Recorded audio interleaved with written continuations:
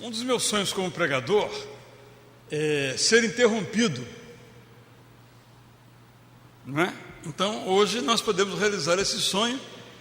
Eu vou falando, vocês podem me interromper para concordar, discordar, fazer uma pergunta, algo não ficou claro.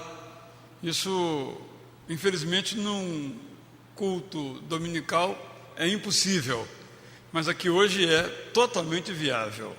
Então eu queria pedir a vocês que chegassem um pouquinho mais para frente, para que os nossos contatos fossem menina dos olhos com menina dos olhos. Quase que eu posso falar de maternidade, né, Gilson? Muito bem. Então, à medida em que eu for exarando aqui os conceitos, vocês podem me interromper, levanta a mão, não entendi, não concordei, etc. Eu vou falar 4 frases, basicamente, apenas. Antes de meia-noite, com certeza, terei terminado. Por que a paternidade e maternidade é uma tarefa inacabada? Primeiro, porque o mundo em que nós vivemos está em construção. Eu fico imaginando o que é viver na Finlândia. Deve ser muito monótono, eu imagino. Não só pelo frio, mas porque a impressão que a gente tem que lá as regras já estão dadas. Nós saímos de um lugar e chegamos no lugar programado e voltamos na hora acertada. Os trens saem na hora, os ônibus saem na hora.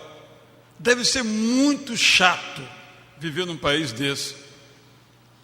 Na Islândia, que é um país próximo, os políticos tiraram nota 9,7 em matéria de corrupção. Isto é, quase que 10. Né? Eu imagino que criar filhos na Finlândia, na Islândia, deve ser muito fácil. Não tem que se preocupar com se ele vai de carro ou se ele vai de táxi por causa do túnel, se é perigoso, se não é perigoso. Olha, eu confesso que não estou de viagem para lá. Mas no nosso caso aqui, e eu tomo isso para generalizar, o mundo todo está em construção. Nós às vezes temos a sensação que o nosso mundo, isto é, o mundo em que nós vivemos, chegou ao seu apogeu. Daqui para frente não há mais nada. É uma tentação, porque na verdade o mundo está sempre em construção. Por exemplo, será que virá alguma coisa depois da globalização? Virá. O quê? Não sei. Pode ser que nós voltemos para uma aldeização, os grupos fechados entre si e sem comunicação, por que não? Então, o nosso mundo é um mundo que naturalmente, necessariamente, está em ebulição, se construindo por meio de guerra e paz, conflitos e acordos. Acho que a mais completa ilustração disso é o progresso das infotecnologias. Bom, os mais jovens aqui, eu não vou divisar, mas poucos aqui viveram numa casa sem televisão. Talvez só o casal aqui, quando foi formado, não tinha televisão. Não fiquem tristes, na minha também não tinha. O que mostra que somos da mesma idade. Hoje é impensável uma casa sem televisão. Uma vez eu dava aula na Gama Filho e perguntei quantas televisões tem na sua casa. Quem tem uma? Quem tem duas? Tá. No fim, eu cheguei acho que a 7. Tinha gente que tinha 7 aparelhos de televisão na sua casa. Porque eu não sei, 2 para cada um, não sei. E não havia TV a cabo naquela época ainda, estava começando. Então é impensável uma vida hoje sem televisão. Né? Falta alguma coisa. É impensável hoje uma vida que não tenha na sua casa pelo menos um computador. Até o Donaldo deve ter, não é? Eu digo parado, mas tem, né? Até porque é o contraponto aqui da coisa, não é? Na minha casa tem 3 computadores, e certamente na casa de vocês também. O do Marco tem quantos, Marco, na sua casa? Só um, rapaz, para com isso. Bota mais televisão, mais PC lá, não é? Então, nós aprendemos a mexer com um negócio chamado internet. Bom, agora nós chegamos ao ponto máximo. Não sei. A internet tem nem 10 anos com popularidade. Eu fui um dos primeiros que comecei a usar esse negócio em Piracicaba em 95. Era só e-mail praticamente, não tinha mais nada, só e-mail. 10 anos. O que vem depois? Não sei. Uma geladeira que fala? Não, isso aí é bobagem, né? Então, o que vem pela frente em matéria de tecnologia? Não temos a menor ideia. Agora, tudo isso, a economia e a tecnologia, tem imensa influência sobre as nossas vidas. Nós não percebemos, porque elas vão entrando e nós vamos adotando esses meios, mas elas mudam o nosso modo de pensar. O mundo em que vivemos está em mutação também no campo da biotecnologia. Nós sabemos o que é que está se passando em termos de percepções descobertas. É provável que daqui a algum tempo as nossas biografias, capricha aí, possam ser escritas assim: meu pai e minha mãe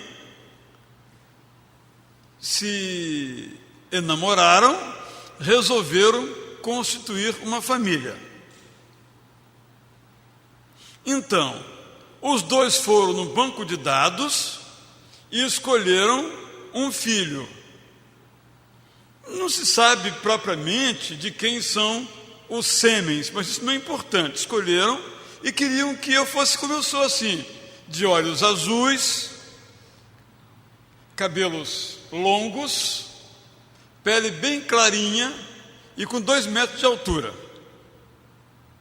Estou dizendo que se isso vier a acontecer, não sei se virá a acontecer, isso tem significado profundo.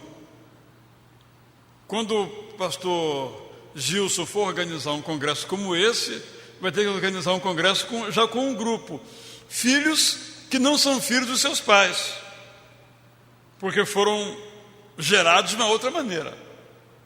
Ou, se isso é um pouco absurdo, a escolha do sexo. Eu sou menina, porque o sonho da minha avó era ter uma menina na família, mas só veio homem. Aí, quando a minha mãe foi me ter, já planejou que eu fosse uma menina. Ah, que absurdo! Que é mais absurdo do que um casal preparar um berço para o seu neném já com a cor do sexo da criança? Não é assim hoje? Não é quando a minha filha, 21 anos, foi nascer, eu já sabia qual era o sexo dela e fizemos então o quarto, o berço da cor, acho que é rosa, né? Eu não entendo bem dessas coisas, da cor próxima. Mas eu me lembro de algum tempo, né? Esta irmã Ide aqui, só sabia na hora que nascia. Você fazia, sei lá, um meio tom, alguma coisa, os presentes eram assim, meio genéricos. Isso tem quanto tempo? Não tem muito tempo. Então a famosa frase, é menina, é menino, hoje não existe mais. O médico não fala mais isso, porque todo mundo já sabe ali pelo 4º, 5º mês, já sabe o que vem. Isso tem mudanças. Então o nosso mundo está em mudança profunda no plano econômico, no plano tecnológico, no plano da biotecnologia e outras consequências aí. Ora, se o nosso mundo está em transformação, está inacabado, a nossa tarefa para a maternidade De igual modo, claro que os costumes sofrem mutações. E aqui há um debate. Quando foi lançado o Corsa, não sei quem se lembra, o Corsa deve ter o quê? Uns 10, 12 anos, não me lembro. O anúncio era assim, era um senhor meio gorduchinho, barbudinho igual o Donald assim, aí passava um Corsa, todo bonito, velocidade e tal, e aí o senhor dizia assim, esse mundo está perdido mesmo. Era só fazer um contraponto entre a modernidade e a antiguidade, mais ou menos essa ideia. De fato, essa frase, esse mundo está perdido, eu garanto que vocês já ouviram hoje, se conversaram com alguém. Porque os costumes estão profundamente alterados.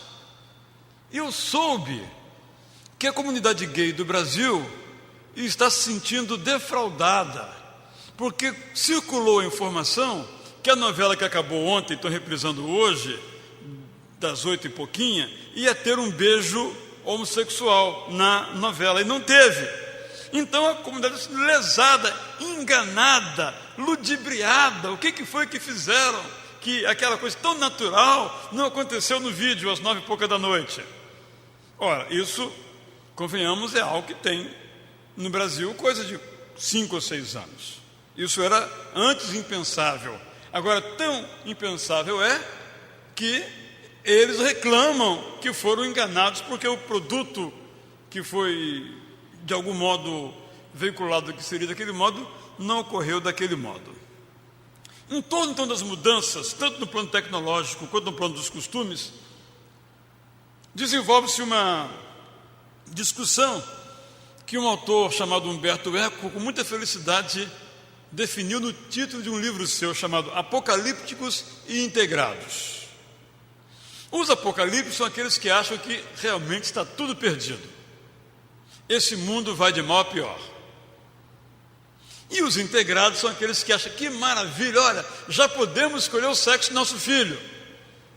E o apocalipse, que absurdo, acabou a surpresa. O homem está brincando de Deus. Esse é o apocalíptico. O integrado, não, é assim mesmo, tudo beleza, isso mesmo, é para melhorar para cada vez mais. Bom, então, primeira razão pela qual a nossa tarefa de pais e mães é inacabada, é que o mundo em que vivemos está se transformando. A irmã Marta tem um garoto de quantos anos? 12 anos. Imagine como será o mundo quando o garoto tiver 20. Não vai ser como é o mundo que nós estamos vivendo agora. Vai ser melhor? Bom, os integrados dizem que sim. Vai ser pior? Os apocalípticos dizem que sim. Mas não importa o que digam apocalípticos integrados, o mundo não será do mesmo desenho, não terá o mesmo formato que tem hoje. Então não dá para Marta ser uma mãe igual ela é hoje, daqui a 8 anos.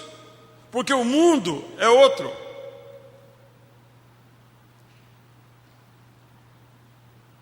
Então esse é o primeiro ponto que eu queria que ficasse bem claro, porque às vezes nós temos dificuldade com a palavra mudança. Você pode não mudar, mas o mundo vai mudar. Os seus filhos vão mudar. Eu diria que nós não temos escolha em não mudar. Nós temos que mudar. É bom mudar. O mundo é mudança permanente. Segundo lugar, a nossa tarefa de pais, mães, é inacabada, porque nós, pais, também estamos em construção. Nós estamos nos mudando. Eu, pregando aqui, há algum tempo, disse o seguinte: como nós mudamos de profissão. Eu, por exemplo, ilustrei, fiquei praticamente na mesma área, mas depois que olhei para trás eu vi que eu mudei várias vezes. Mudei de foco profissional, mudei fora lugar. Eu nasci no Espírito Santo, onde eu morei em 1, 2, 3, 4 cidades diferentes. Mudei para o Rio de Janeiro, depois para o Paraná, depois para o Rio de Janeiro, depois para Minas Gerais, depois para São Paulo, depois para o Rio de Janeiro. E não mudo muito não, porque eu já sou antigo, certo? Isso tem implicações nas nossas vidas. Imagine o seu filho acompanhando você nisto. Compare um filho que nasceu numa casa, depois casou naquela casa, e já é agora um senhor pai naquela casa, com um que mudou e passou por 5 estados diferentes, 10 cidades diferentes, 20 casas diferentes, 15 igrejas diferentes. A cabeça dele é diferente.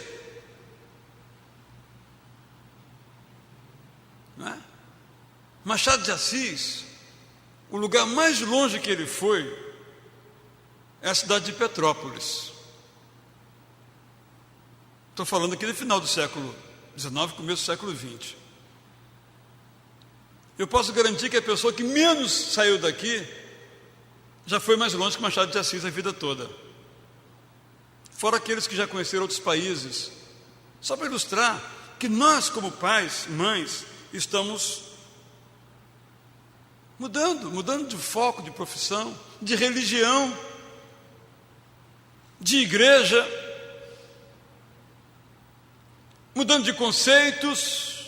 Eu pensava assim, mas agora não penso mais não. Imagine, por exemplo, um pai jovem que descortinou o horizonte ideológico da sua vida pelo partido político hegemônico hoje no país. Sonhos, esperanças, ensinou o seu filho aquilo. Aí de repente ele percebe que aquilo que ele imaginou não se realizou, ou parece que não se realizou, ou quem sabe não seja mesmo possível. Ele tem que dizer algo ao seu filho. Então o mundo está em mudanças. E os nossos papéis, pai e mãe, estão mudando. A ideia, por exemplo, de um pai ajudar em alguma tarefa doméstica era impensável. Eu nunca vi o meu pai lavar uma louça. Hoje até eu, é raro, é verdade, lavo uma loucinha. Muito mal, por sinal, porque eu não aprendi, né? Dei uma pequena ilustração. Quantas famílias os chefes são mães? Ou porque o pai não existe, ou porque o pai é ausente, ou porque o pai é omisso. Então aquilo de um papel do pai masculino ser aquele papel predominante, dominante, quase que único, também mudou. Isto é, nós pais, nós mudamos porque o mundo mudou, e mudamos porque nós vamos crescendo, e vamos percebendo que algumas coisas que nós achávamos ser princípios são normas. Algumas coisas que achávamos que eram inegociáveis não são assim tão inegociáveis assim. E os nossos hábitos vão se mudando no plano tecnológico, no plano cultural, no plano econômico. Passamos por dificuldades financeiras agudas, em que mal conseguimos suprir as necessidades da casa. No entanto, temos momentos em que temos isso com tranquilidade em casa. Então não dá para ser pai igual tendo pouco dinheiro, com um pai igual tendo um dinheiro suficiente que possa mandar o filho para uma viagem longa e cara. ou um pai que apenas consegue dar o alimento aos seus filhos. Então, são situações que nós vamos vivenciando como pais, que mostram que estamos em construção. Se estamos em construção, nós também estamos aprendendo a ser pais. E vamos aprender a ser sempre. Então, o primeiro ponto, repito, foi que o mundo em que vivemos está em construção. E o segundo é que nós, pais, também estamos em construção. Isso não é ruim, nem necessariamente bom. É um fato, ocorre. Estamos diante dele e temos que nos realizar nele e nos adaptar nele e educar os nossos filhos nele, viver com os nossos cônjuges, se os temos nele, nesse conjunto de conceitos que eu estou me referindo aqui. É sabido, né, que nós aprendemos como é que se educa um filho. Depois vem uma geração que se diz, não é assim, é exatamente o oposto. E alguns não, eu vou educar como eu aprendi, como eu fui educado. Outro não, tá bom, você tem para dizer o que aí? Tá certo, eu vou adaptar um pouquinho. Porque, a gente se esquece às vezes que cada um de nós tem uma história que nem sempre sabe contar. Eu não sei por que eu sou autoritário, dizendo que eu seja, só para ilustrar, acho que não sou, embora alguns possam achar que eu seja. Eu não sei porque eu sou autoritário. Teria que fazer uma análise com a Elizabeth ali durante alguns anos para saber por quê, que fatores me formaram desse modo. Ou por que eu sou violento. Também não é o caso. Isso nunca ninguém disse, então não há nenhum risco. Eu não sei por quê. Quando eu vejo, já levanto a mão. Eu tenho uma história. Então, nós pais estamos em mutação. Não somos escravos do passado, não somos escravos do mundo em que vivemos, mas o passado e o presente, eles são fatores que nos levam a mudanças de atitudes e de conceitos. Nós pais, portanto, estamos em construção. Eu me recordo, eu termino esse ponto, com uma história que eu gosto de contar, porque ela é muito ilustrativa da minha vida. Eu contarei mais umas 2 ou 3 da minha vida como filho. Eu era estudante aqui no seminário e fui visitar a minha família. Ficava lá 2 meses, as férias todas, ficava lá na varanda lendo, passava 2 meses lá só fazendo isso o dia inteiro. E um dia eu e meu pai conversávamos muito, discutíamos muito sobre tudo. Na véspera de sair, na primeira dessa viagem, travamos um diálogo político.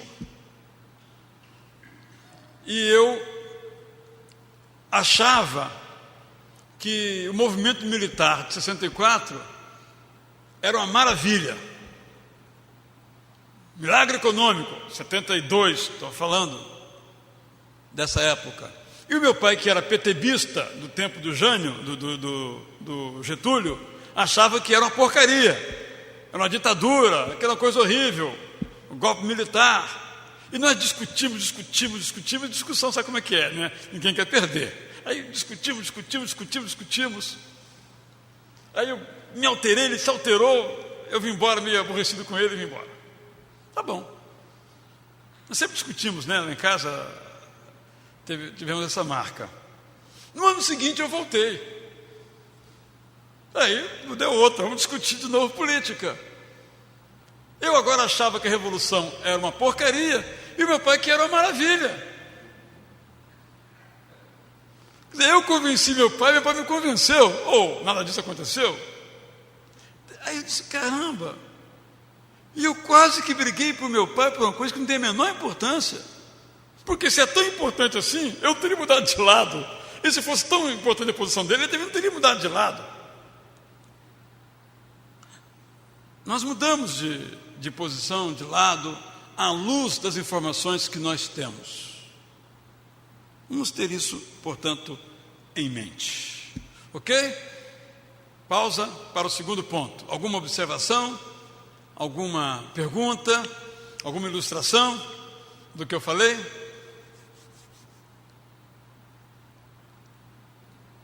Ok.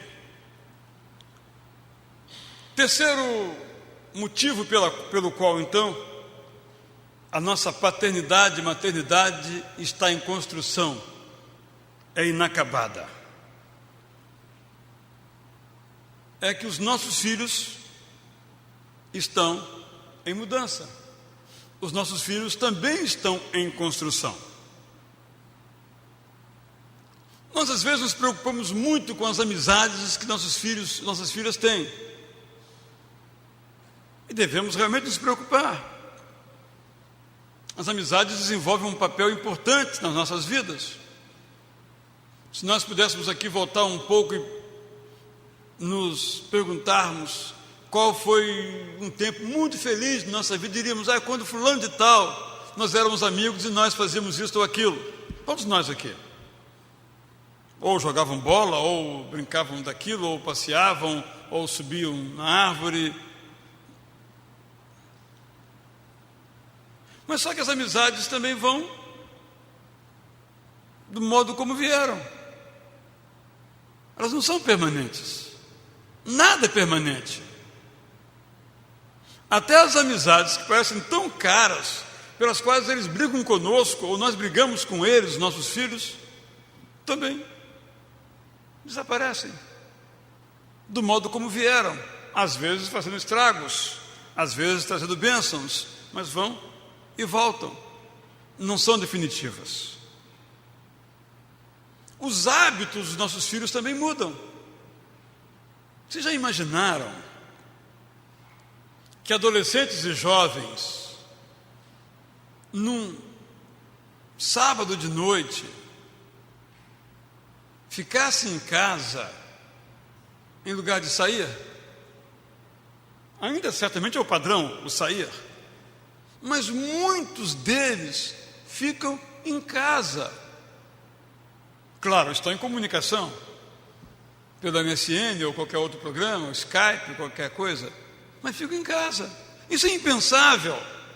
Sim, os hábitos, os costumes mudam. E agora você tem que tratar com esse assunto. Antes, a minha preocupação, a sua preocupação era o seguinte: com quem meu filho está saindo? Agora, em que chat ele entrou para conversar? Em casa, dentro de casa. Diríamos, dentro de casa está o perigo, não lá fora. Claro que tanto num quanto no outro pode estar o perigo ou a bênção. São mudanças de hábitos. Amanhã, quem sabe, MSN acabou. Eu me lembro que há 2 anos era só ICQ, né? Quem anda hoje ICQ está lá embaixo, agora está em alto MSN. O Orkut já teve, não está tão mais, né? E amanhã vai ser o quê? Sei lá. Quando chegar, estaremos juntos no que vier, mas pode ser outra coisa. Os nossos filhos mudam com relação à profissão. Esse é um dos dramas maiores dos nossos filhos. Porque aqui os mais antigos, né, educavam os seus filhos para serem ou médicos, ou engenheiro, ou advogado. Quando eu fiz comunicação, estou falando dos anos 70, portanto há 30 anos, o leque de profissões cabia numa página. Hoje é tanta profissão que você se pergunta: quem faz isso mesmo? Ninguém perguntava antes que fazia um engenheiro. Tinha que especificar qual era a sua engenharia. Mas hoje é muita profissão, trazendo com isso uma consequência. Antes era fácil, entre aspas, escolher uma profissão. Hoje é muito mais difícil e mais cedo. Isso causa ansiedade nas crianças, perdão aqui, né, nos nossos jovens, e nós também. Ir a um restaurante que só tem o prato do dia, você chega lá, hoje é sábado, feijoada, ok, feijoada. Não dá para, em vez de feijoada, botar um negocinho aí, uma banana? Ah, dá, tá bom. É só isso. Mas você vai tem uma página para aves, outra página para massas, outra página para carnes, e ali dentro tem 20 pratos. O que eu escolho mesmo, hein? Pô, isso é chato, não tem variedade. Assim, só tem 3 páginas. A gente acha que não tem variedade ainda. De certo modo, a vida profissional, hoje, ela enfrenta essas possibilidades, oferece essas possibilidades, só que o garoto, a garota tem que escolher isso com 16, 17 anos. Ele não tem condição de fazer essa escolha, mas ele tem que fazer. Essa precocidade aí. Nossos filhos estão em mudança também no âmbito religioso. Esse nosso conceito do que é sagrado e do que é profano, para eles não faz o menor sentido. Por que não faz sentido? Porque, por exemplo, a música que nós tocamos nas igrejas ou ouvimos nos rádios tem uma letra dita sagrada, mas tem um ritmo, uma melodia dita profana. Por exemplo, só para ilustrar, eu aqui não faço de juízo de valor, estou dizendo que esse negócio de sagrado e profano, que para nós sempre foi muito clara a divisão, os jovens derrubaram a divisão, não tem essa divisão. Nós aprendemos a cultuar em espírito, parados e motos fixos. Mas eles cultuam em espírito e com o corpo. Mas isso não quer dizer que sejam profanos, nem que sejam menos santos ou mais santos. Não tem a ver uma coisa com a outra, é apenas uma dimensão cultural. Mas nós adorávamos de um modo. A altura da música, aí o Apocalipse diz, que absurdo, isso é altura de se colocar um som na igreja. O integrado são os novos tempos, é assim mesmo. Mas só para ilustrar como a coisa é dramática, esse mesmo púlpito, esses mesmos bancos, sem um ar-condicionado, durante 20 e tantos anos, o pastor dali pregou sem microfone. E não era nenhum portento de voz, pior do que a minha, desculpa, melhor do que a minha um pouquinho, nesse rio de volume.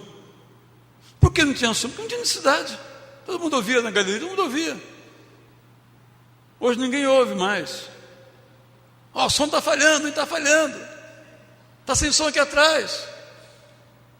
Você vai numa igrejinha desculpe se tem alguém de uma igreja assim, que é numa garagem, a primeira coisa que compram é o aparelho de som para 5 pessoas. Eu me recordo, eu sou antigo, né? Eu comprei um aparelho de som. Aqui o Cílio vai saber, um Technics, era bom para... Um Technics era... Quem tinha um Technics estava por cima da carne seca. Comprei um Technics, eu era seminarista, tal. Aí, eu me lembro que um ano depois ele quebrou. Aí eu fui comprar outro. E eu, conversando com um camarada lá, ele disse o seguinte, olha, esse aqui, ele vai a tantos decibéis o volume dele. E o outro que comprei era a metade. Um ano depois, não me lembro agora os números, porque o mundo é mais barulhento mesmo. Não tinha automóvel passando, né? O mundo dos nossos filhos tem então trazido mudanças à vida dos nossos filhos, só que eles não têm consciência dessas mudanças nas suas vidas, mas eles as captam, são antenas das mudanças no mundo. E depois chegam a nós e nós percebemos. Então não dá para nós educarmos nossos filhos nestas situações sem entender que eles estão em mudança. Além disto, quem tem um filho só, como eu, não sabe disso, mas imagina como eu imagino, que eles são completamente diferentes entre si. Tem aqui a Jeane e o Marco, que tem 3 filhos, com a diferença de idade, acho que 8 anos, do maior para o maior. 7 anos, quase sei mais do que vocês, hein? Ok. Mas tem o Silas e a Marta, só tem um filho, os preguiçosos, tal como eu, né? De igual modo, aqui o Orlando e a Mary só tem um filho, outro casal preguiçoso, né? E etc, não vou falar mais. Mas são diferentes. 2 anos fazem diferença, mas há outros fatores que compõem essa diferença que às vezes nós não percebemos bem. Então, a nossa tarefa é inacabada porque os nossos filhos são também inacabados, nesse sentido, a sua relação com o mundo está em transformação.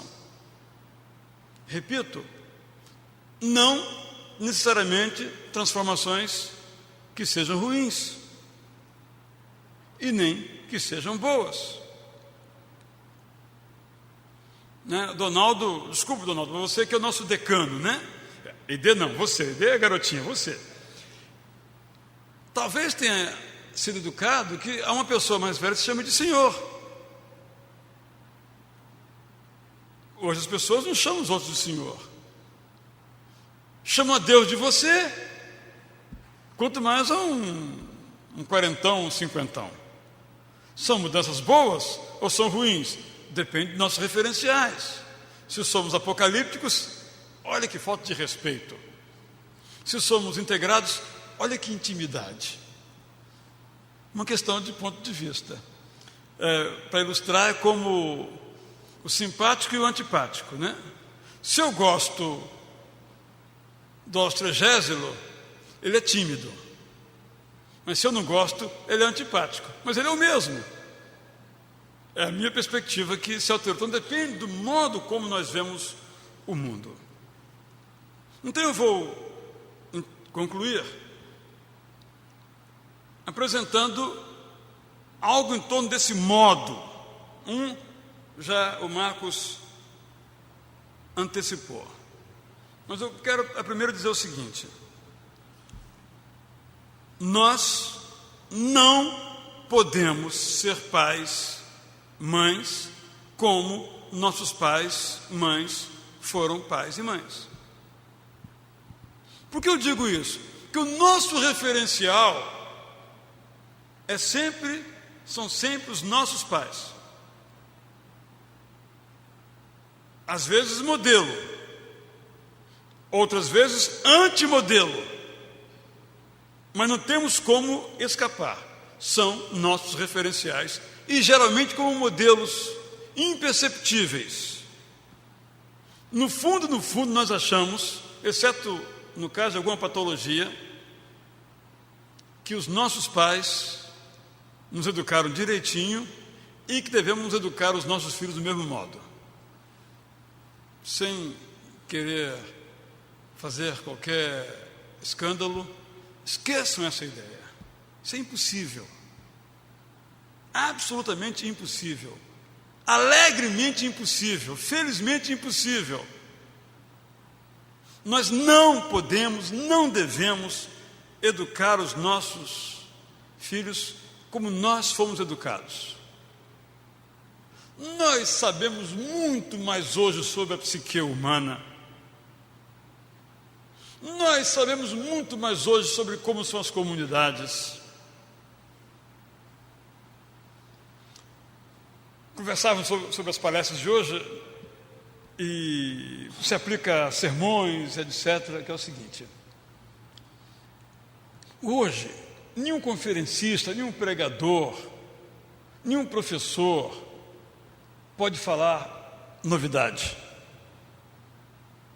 porque toda informação está disponível. Se alguém, antes de vir para cá, entrasse na internet e pesquisasse assim, paz, tarefa inacabada, 3 palavrinhas, no Google, ia achar não sei quantos estudos sobre o assunto. Iam ler e iam chegar aqui. O que o povo de Israel ia falar de novidade? Nada! Tanto é que não falou. Não existe novidade. Estou querendo dizer que exatamente isto se configura no nosso papel, a nossa realidade, o nosso modo de se relacionar é outro. Não buscar a repetição de um padrão que, é bom que se diga, que nós também idealizamos. Né? Nós olhamos para os nossos pais e nós construímos um pai que não existe. Porque a nossa percepção de crianças também não é a mesma que nós teríamos mais tarde. Por exemplo, nem sempre filhos percebem que os pais têm preferência por um filho ou por outro. Eles não percebem. E especialmente o preferido, é claro, eles não percebem mesmo. Uma pessoa de fora diz, não faz assim não. Você elogia tanto aquele, critica aquele, por que você faz isso? Mas os filhos não percebem. Não percebendo, quando olham daqui para lá, nossa, meu pai, olha, pô, você fala, não, mas o meu pai, esse pai não existiu. No sentido de que nós o idealizamos, né? Criamos uma relação idílica, idealizando esse nosso pai. Então, como pais, esqueçamos os nossos pais. Como mães, é uma provocação. Esqueçamos as nossas mães. O mundo mudou, nós mudamos, nossos filhos mudaram. Não dá para fazer do mesmo modo. Eu estudei no Cruzeiro, não é o caso também. Tudo que eu falo aqui é mentira a meu respeito, tá, gente? Quando for verdade, eu afirmo, isso é verdadeiro. Eu realmente mudei em vários lugares, eu sou capixaba, isso é verdade. Morei no Paraná, em São Paulo, Minas Gerais, isso é verdade. Tá? Agora o resto é mentira. Eu estudei no Cruzeiro. O meu filho vai estudar no Cruzeiro. Mas o Cruzeiro é outra escola. Moxa, por que mudaram o Cruzeiro? É tão boa que a escola mudaram. A minha filha, ela não está aqui, eu posso contar, mas não conto que eu contei que ela fica injuriada. Então, está gravando, né? Bom, agora já foi. Ela ia fazer fonoaudiologia. Eu quieto no meu canto. Aí lá na véspera ela resolveu fazer comunicação. Tudo bem. Aí um dia, passando pelo onde eu estudei, na Escola de Comunicação da Federal do Rio de Janeiro, ali na Praia Vermelha. Aí, filho, eu estudei aí, ó. Ela ficou quieta. Aí eu passei de novo. Aí, filho, eu estudei aí. Ela ficou quieta. Na terceira vez, pai, estudou aí, não foi? Quer dizer, no fundo, ela percebeu que eu queria dizer o seguinte, ó, estuda aí também. Eu não tive coragem de dizer que eu não sou um pai autoritário, mas no fundo era isso, estuda aí também. Não é? Quer dizer, não dá para fazer assim. Nem dá para dizer, olha, você vai ter tal profissão, como antigamente se fazia. Porque o pai podia garantir o sucesso do filho, hoje não pode garantir. Vamos fazer uma reflexão e olhar então para os nossos pais, como é que eles nos educaram. Vamos ver os pontos positivos, vamos ver os negativos. Segundo lugar, como já foi aqui observado, fiquemos firmes nos princípios, mas transijamos nas normas. Eu nunca fui para a igreja de bermuda. Nada pessoal, viu o barco? Né? Agora você quer ir de bermuda para a igreja? Mas pai, tantos vão, por que eu não posso ir? o seu argumento, se você é contra, minha filha, o meu filho, eu acho que não é legal você ir de bermuda para a igreja. Ah, pai, mas meus colegas vão, mas filho, o fato de seus colegas irem não quer dizer que seja bom. Esse é o argumento que dá para discutir. Agora, eu nunca fui, esse argumento, você foi você, eu sou eu. Né? Então, ir de bermuda ou não é um princípio. O princípio é traje-se com decência na igreja. Esse é o princípio. Agora, se é bermuda, calça comprida, saia, paletó, toda vez que eu venho pregar sem paletó e gravata, eu ouço um me dizer literalmente: o meu pai jamais subiu ao púlpito sem a roupa de sacerdote. Uma pessoa daqui me diz. Aí eu falo: ah, tá legal. E sigo em frente, né? Não vou polemizar com ele, evidentemente. Mas no mundo dele, já tem um bom tempo, não é? O pastor deve trajar de terno e gravata. E de meia, claro, evidentemente. Mas isso não é um princípio. Um princípio é ordem. Agora, a maneira como isso vai ser feita é uma norma. O princípio é respeitar os mais velhos. Não necessariamente chamá-lo de senhor. Quer dizer respeito. Talvez seja porque o senhor queira, mas não necessariamente seja respeito. Princípios não dá para a gente transigir. As normas, queiramos nós ou não, elas variam e nós mesmos mudamos as nossas normas. Eu, quando era garoto, eu estudava de noite. Então a aula acabava às 10 horas da noite. Adolescente isso. Então eu chegava em casa às 10h15, no interior do Paraná. E quando eu chegava às 10h30, o meu pai estava atrás da porta com a mão para trás, como eu faço até hoje, com a mão para trás, né? Me explica por que chegou tão tarde. É uma maneira, mas é uma maneira que hoje não faz sentido. Mesmo porque não tinha celular naquela época, nem telefone fixo tinha, quanto mais celular. O princípio é segurança, vamos cuidar da segurança. O princípio é vamos combinar as horas. Esse é o princípio. Agora, se essa hora é meia-noite, é 4 da manhã ou é 10, é uma questão para se discutir. Terceiro ponto: revisemos os nossos conceitos. Tem um anúncio, eu acho, com esse título, né? Algo assim: revisemos os nossos conceitos. Meus irmãos e minhas irmãs, um dos momentos, aí direi eu, mais idílicos da minha vida de filho foi quando um dia eu me assentei com meu pai na cama e disse: pai, o modo como o senhor me educou estava errado. Ele disse: desculpe, estava realmente errado. Porque o meu pai, ele tinha um modo que era o seguinte: toda vez que eu esquecia alguma coisa e eu perdia alguma coisa, ele me batia. E eu apanhei muito.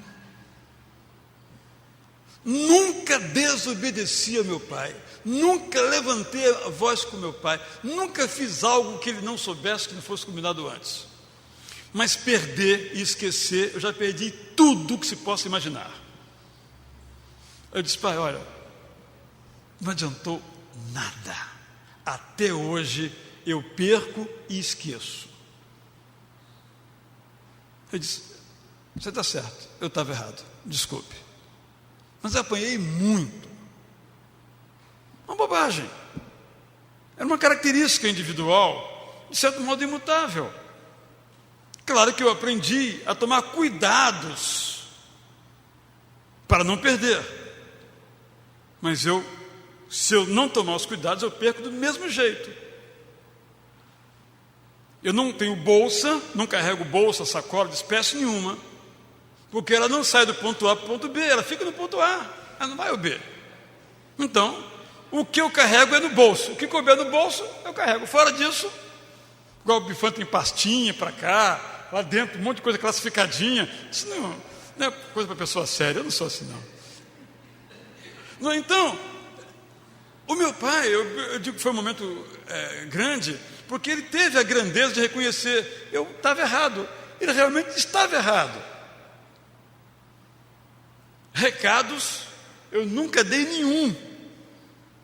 Desde que morreu alguém ou alguém ia passear, nenhum recado eu dei. Eu até dei alguns, mas um mês depois, quando já não tinha mais o efeito. Me recordo uma vez que o rapaz, me encontrei com ele, disse: fala com seu pai que amanhã, tal hora, estou esperando ele para a gente pescar. Meu pai era o pastor da igreja e o cara da farmácia. Ah, tá bem. Chegando no domingo, eu vou usar lá meu apelido, né? Diz: fulano de tal, não lhe deu algum recado? Fulano de tal, um recado. Deu sim. Já era domingo e a pescaria foi na quinta, não é? Então, eu quero dizer com isso o seguinte, que nós precisamos aprender a ter a humildade de agora ou depois revisar os nossos conceitos por meio do diálogo com os nossos filhos e do diálogo com o mundo em que nós estamos. Eu concluo com a quarta frase, que é a seguinte: há sempre uma maneira melhor de ser pai. Ou seja, eu não sou o pai perfeito. Eu posso ser um pai melhor. Eu não sou a mãe perfeita. Eu posso ser uma mãe melhor. Por exemplo, nas nossas reações. Não é meu caso. Eu sou muito nervosinho. Filho que falou comigo, eu estou reagindo logo. Eu estou criando um filho com medo de mim. Meu temperamento, eu sou assim, eu sou explosivo. Mas morrer assim? Você pode melhorar um pouquinho. Ser o contrário, você nunca vai ser. Mas você pode melhorar um pouquinho ou um poucão? Pode. De tal modo que seu filho chegue e tenha a abertura, a liberdade de dizer: olha, esqueci, tirei 2 na prova. Se ele vem e diz: tirei 2, e o couro come, na próxima ele esconde que tirou 2. Ele mente. E tem razão. Para apanhar? Para levar soco no meio da cara? Então, você que fez aquilo, ele não tem culpa de mentir. Você que disse: minta para mim, que é melhor. Só dei uma ilustração. Então, é sempre uma maneira de a gente ser um pai ou ser uma mãe melhor. Verdade. Qual a frase que eu mais ouvia na minha casa? Temos que economizar. Pai, vamos tomar um sorvete? Temos que economizar. Venhamos cá, né? Um sorvete deve custar uns 5 contos, né? Se já está pobre, mais 5, menos 5, né? Claro que o princípio de economizar está ok, mas você passar a vida inteira, como no meu caso, com essa frase na cabeça e dinheiro na poupança, é duro. Nós temos que revisar. Não é soltar, dar tudo, não é isso não. Mas será que não dá para abrir mão de uma outra coisa? Não dá para... Tá bem, filho, vai lá. Só estou ilustrando situações que eu, como filho, vivencio. Se eu repito como pai, minha filha que o diga, né? Não sou eu que vou dizer aqui. Eu espero que não. Né? Quando eu falo isso do meu pai, devo dizer que as minhas lembranças dele são as melhores que eu possa ter de um pai. Né? Teve esses desvios, coitadinho, não era perfeito, como eu também não sou perfeito. Né? Era esse pão duro, mas ele veio da mãe dele, que certamente veio sei lá de quem. Se pesquisar vai sair em Pedro Alves Cabral. Então, né, eu procurei dar um corte nisso e, pelo menos isso, pão duro, eu não sou. Né? Mas eu estou querendo dizer que a gente tem maneiras. Prestar atenção às reclamações dos nossos filhos, que reclamam demais. Faz parte da profissão ser filho, reclamar. Mas vamos prestar atenção para ver se tem alguma, né, que tem fundamento. Hoje pela manhã o Noélio falava para criar filhos positivos, temos que elogiar os nossos filhos. A maioria de nós não faz. Faz para os outros. Meu filho, olha, ele toca uma flauta, no bom sentido de tocar a flauta, ok? Mas você nunca diz para ele, poxa filho, que bacana, está tocando muito bem, prossiga. Não é? Então se o filho reclama que nós não elogiamos, em lugar de nos defender, eu elogio você. E aquele dia eu te elogiei. Prestar atenção para ver se de fato ele não tem razão. Nesse diálogo, então, aprendendo aí a ser pais e mães melhores. Nossa vida como pais e mães, portanto, é uma tarefa inacabada, porque o mundo em que vivemos está em construção. E eu confesso aos irmãos que sou gamado nesse mundo. Quero ver mais coisas ainda legais acontecendo. É um mundo bacana, do ponto de vista da tecnologia, é extraordinário. Da injustiça e da miséria é uma desgraça, né? Mas eu sou um otimista com relação a algumas áreas e pessimista com relação a outras áreas. Eu quero ver mais. Espero ver mais 100 anos para ver outras coisas assim fantásticas. Por exemplo, apertar um botão, já está lá em casa, sem ter que caminhar até lá. Eu acho que eu vou alcançar essa época. Do jeito que estamos indo, teletransporte, a gente vai chegar lá. Tem coisas boas vindo pela frente ainda. Não vamos só nos deixar tomar pelo negativo, que é forte, é perigoso, é insidioso, é violento, é dramático. Nós vamos olhar as coisas boas que a inteligência humana, por Deus inspirada, está construindo. Vamos nos lembrar que os nossos filhos estão em construção e nós somos processo, fazemos parte desse processo. Que bom! Deus nos deu o dom de participar da construção de uma mente, de uma psique, de uma alma, de um corpo, de uma vida. Vamos nos lembrar então que nós também estamos mudando, e é bom que nós mudemos. Então nos fixemos nos valores e os tomemos como aqueles que dirigem as nossas vidas. O apóstolo Paulo tem um verso extraordinário. Vou pregar sobre ele, acho que em setembro do ano que vem aqui na igreja.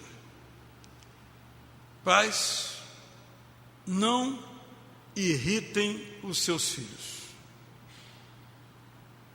Acho que a gente ainda não conseguiu entender a profundidade desse verso, talvez porque tenha a impressão que tem o direito de irritá-lo. Ele que não tem o direito de irritar a gente, mas nós temos. Ele é criança mesmo, ele é não sei o quê, ele é adolescente mesmo, aborrecente, né? A gente fala o que quer sem pensar. Acho que a nossa tarefa é viver de tal modo com os nossos filhos que, mesmo quando tenhamos que dizer o que devemos dizer, nós falemos com amor a nossa verdade e não provoquemos nele a ira ou, em outra versão, a irritação. Ok? Bom, eu penso que com isso eu posso pedir e aguardar deferimento para encerrar o nosso encontro. Agradeço a bondade, a generosidade dos irmãos e irmãs e estou aberto em outros contextos para quaisquer ajudas que vocês possam me dar nesta área. Obrigado.